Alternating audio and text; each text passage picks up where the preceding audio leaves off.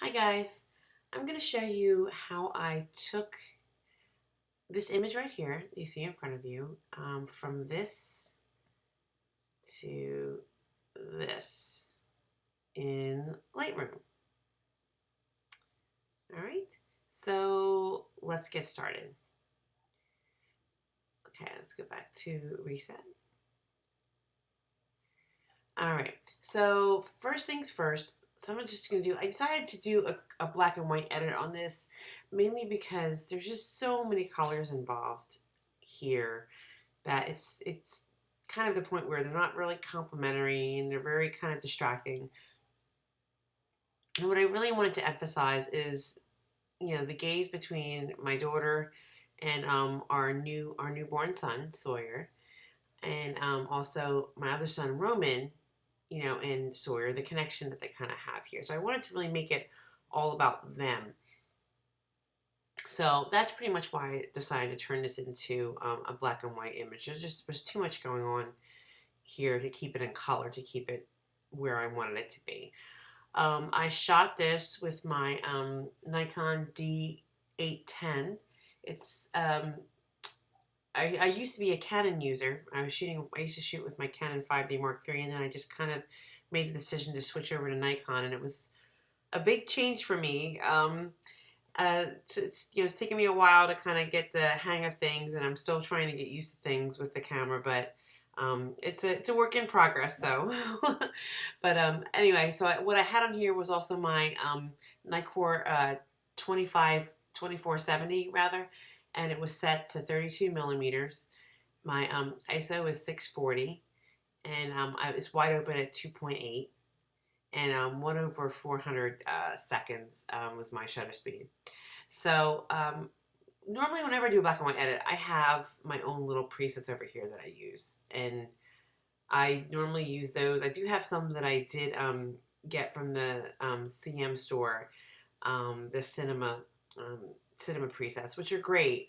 I tend to just kind of use my own and tweak them and create them. So they're all over here, and I'll just kind of go back around and see which one works for me. So I would normally click that, but that's not going to be very helpful to you. So I'm going to go in and show you how you can do your own little black and white edit. So we're going to kind of go through here and edit that. I'm going to start at the top, and where it says color or black and white, it's just next to treatment. I'm going to click black and white, and then I'm going to scroll down to almost the bottom here where it says lens corrections. I'm going to go to basic, it's the lens corrections panel, enable profile corrections, and constrain crop, because I'm going to, if you don't check this box, when you do any cropping or any changes in it, what happens is it tends to leave like a little bit of white space around it, and you don't want that. So that's why I always say constrain crop, just to make sure I'm ready to go. I tried doing auto with this earlier, so normally you can do that, and it kind of is, sometimes it's like, I would say, it gets it right most of the time, but there are some times you have to go in and do it yourself. So, especially the angle I shot this, it's a crazy kind of angle. So I'm going to just do a little bit of my own adjusting on this. So I'm going to go into manual, and I'm going to try and keep, and you'll see what I'm talking about here, because there's a lot, it's not really perfectly straight.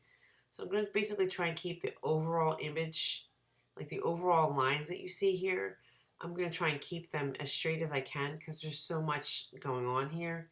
And then we're going to do, so I rotate it to about +8, and then I'm going to do my horizontal. And that can kind of let things up a little bit. That's maybe a little too much.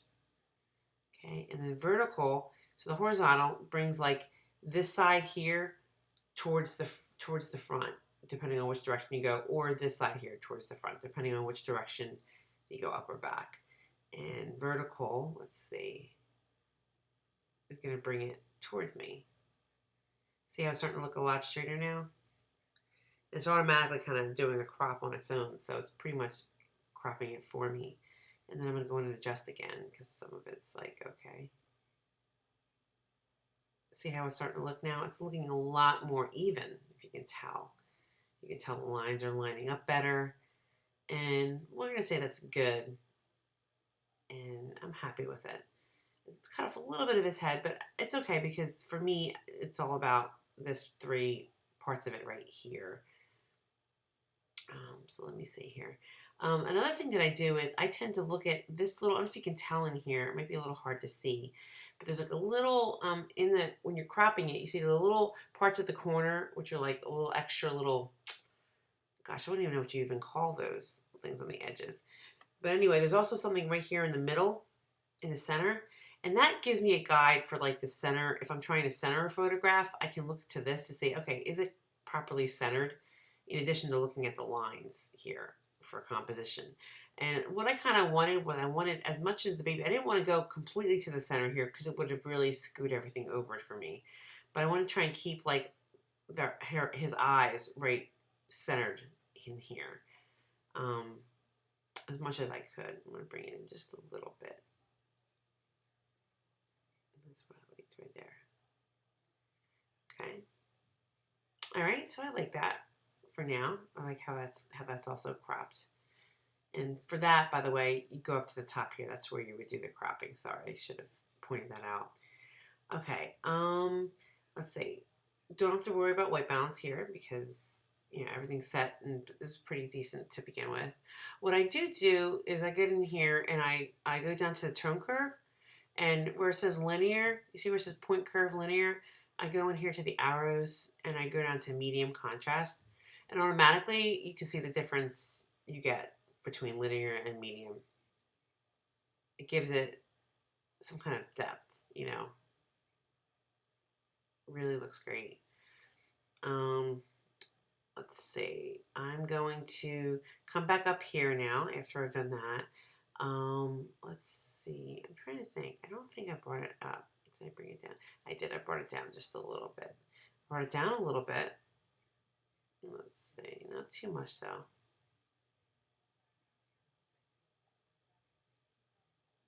Okay, and I'm going to do something here. I love playing with the clarity with black and white images. You can go a little too much, but it really gives it just a really nice little oomph. If you go too far though, it can start looking a little silly. Well, just not, it's just not my personal preference what I would do. So I'm going to kind of play around with this and see where I want to leave that. I might bring it up here about 33. You can tell the difference if you can. I'll do back and forth here, see if you can tell. See the difference? It just adds a little oomph to a black and white image that I really like. Okay, and I might bring this down just a little bit more. Okay. And you'll see what I'll do in a second to remedy that. Let's see. Okay, for my highlights and my shadows, I'm pretty sure I brought the shadows a good amount down. And the blacks are going to come down just a little bit. They come down to about 6 or so. Whites are going to go up. Highlights.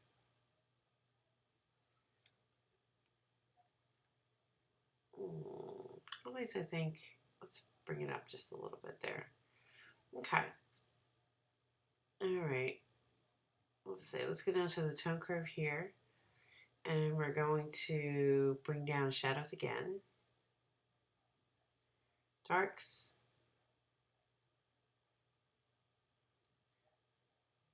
I mean, this is pretty much what I do whenever I edit. I just kind of play around with the sliders just to see where it is and what it looks like for me. See if I like it. Now already we have a difference. You can see. Let me do a little side by side so you can tell. I mean, obviously from color to black and white, you can notice a difference. If you notice, the gaze is you're drawn into them, especially with the framing. You're pretty much drawn into them. All right, let's go back. Now, if we're going down to the HSL panel in the black and white mix, you can increase the orange to help with the skin a little bit, which is what I'm going to do. I might bring this up just a bit. And And oh, let's go back down here. Oh, I forgot this part here. Oh my goodness. I should have, normally from lens corrections, I normally work with sharpening and noise reduction.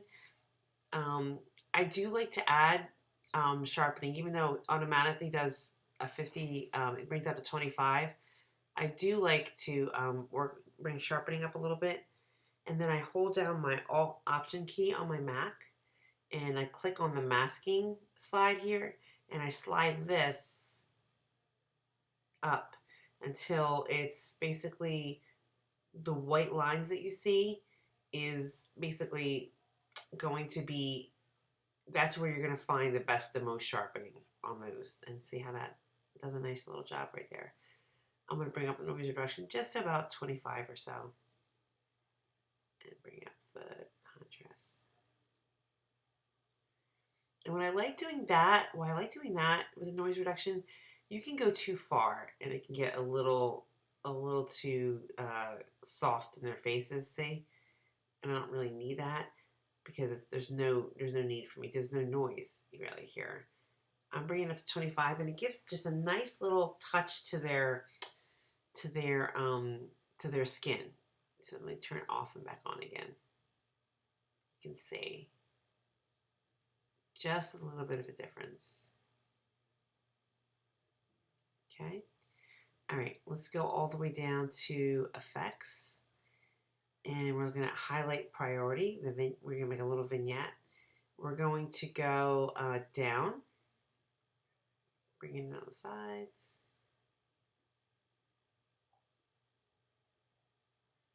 What a change so far, right? And midpoint, you can see, if we want to bring it in a little bit, I want to keep it probably right about there, about 51, probably about in the middle. And then around this, I don't want to cover too much of their hair. Okay, there we go. Perfect. Okay, now I'm going to come in with my adjustment brush and I want to just do a little bit of touching up his eyes, the baby's eyes. So we're going to click on the adjustment brush. Okay, right here. And then where it says burn darken, the effect, we're going to change that. We're going to click on it and we're going to change it to dodge lighten. And then it automatically sets it for 25. So it's going to lighten it by that much. And I want to also bring up the shadows. And I'm going to get in here and make my brush smaller. You can do that by clicking the left and right brackets till it's the size you want it to be. And I'm just going to brush on it just a little bit. You don't have to go crazy. Too much can be completely obvious and it's just not going to, you can see it's not going to look right. Let me bring this up a little bit. And you can tell too, if I put this on show selected mask overlay, I went out of bounds here. So if you do that now, you can erase it by going to or clicking on erase at the bottom of the box. It says brush A, B, and then erase. And then I'm going to click on the left bracket a little bit to make my brush smaller. And I'm going to get in here and really clean it up because I was very sloppy there. There we go. Okay. Just a little bit of clarity too.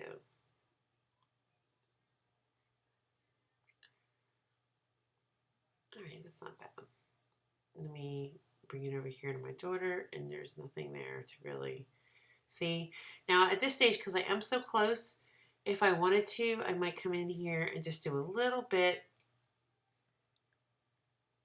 He just has just a little bit of baby acne. I would never do anything crazy with his skin though, because it's just, it's just so cute.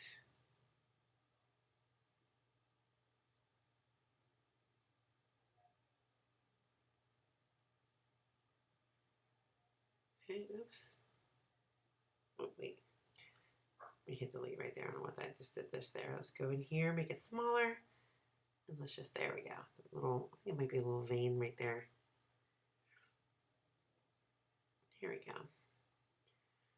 All right, I like that. The other thing, the other thing I didn't actually do it, and I probably should have. I really should get rid of this little tag here. It's a really good idea to do that if you're gonna submit an image like this to something like for stock images, like Offset, which I belong to, because if you don't, you're gonna have to do it anyway because they really don't want any labels on clothing or their products, so you have to erase it. So I'm gonna do that right now, and then there we are. Actually, let's move this down just a bit here because it's taking from something else underneath. I think it's like the little tag on it. Come on, it's a little slow here. It works. Let me move over too so I can see it. There we go. Well, that actually works out pretty well. No.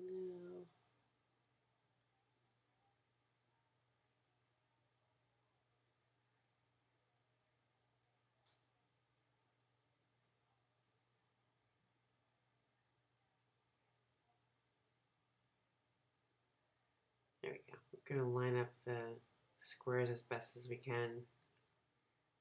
Might be a little more challenging.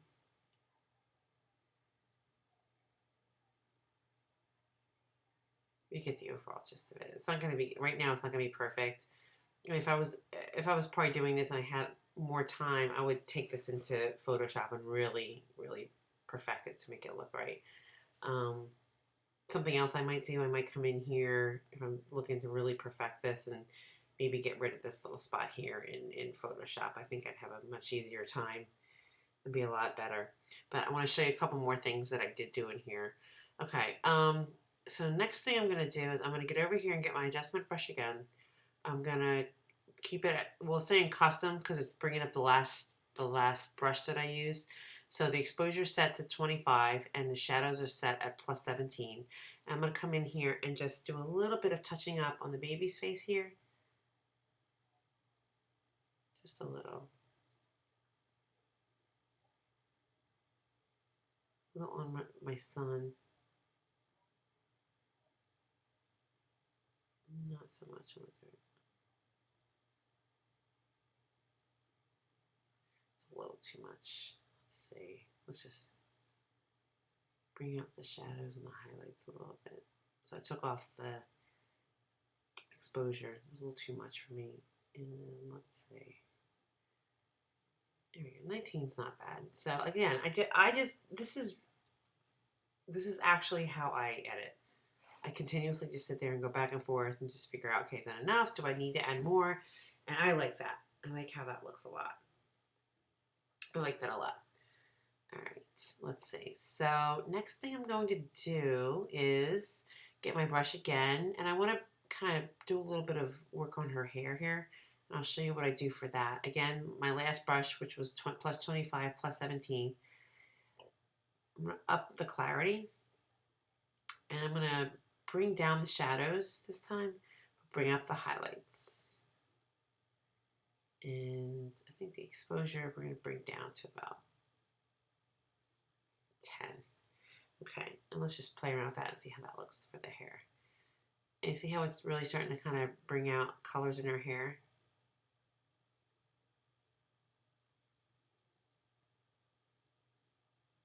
So I'm going in here with that. I wanted to touch on my son's hand down here that you might miss.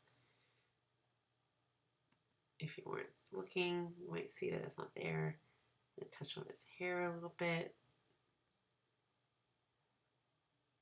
Let's bring up those shadows. See, now I changed my mind. I don't want to bring up the shadows, and I like that better. Okay, bring up the shadows. Really bring up the clarity. Bring it up. There we go.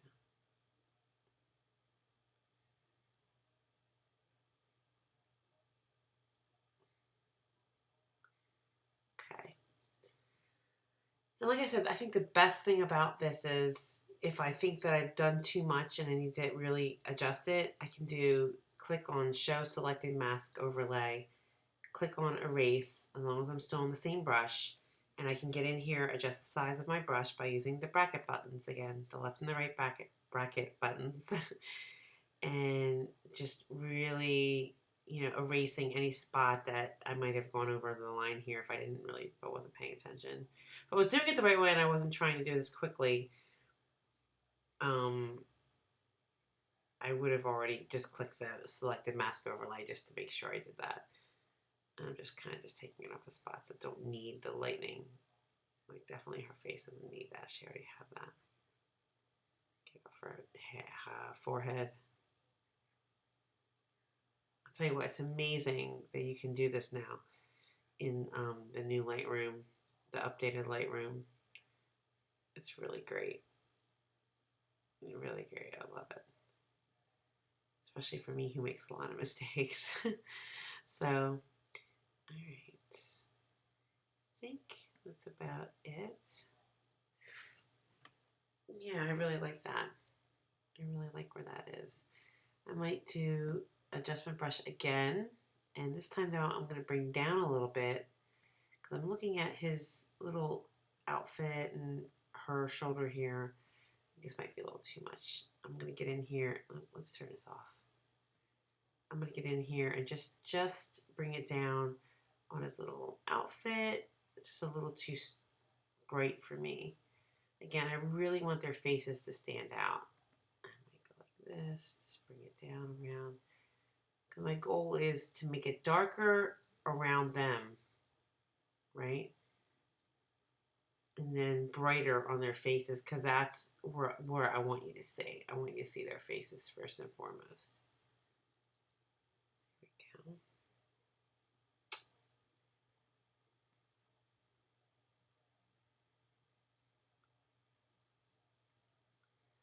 There we go.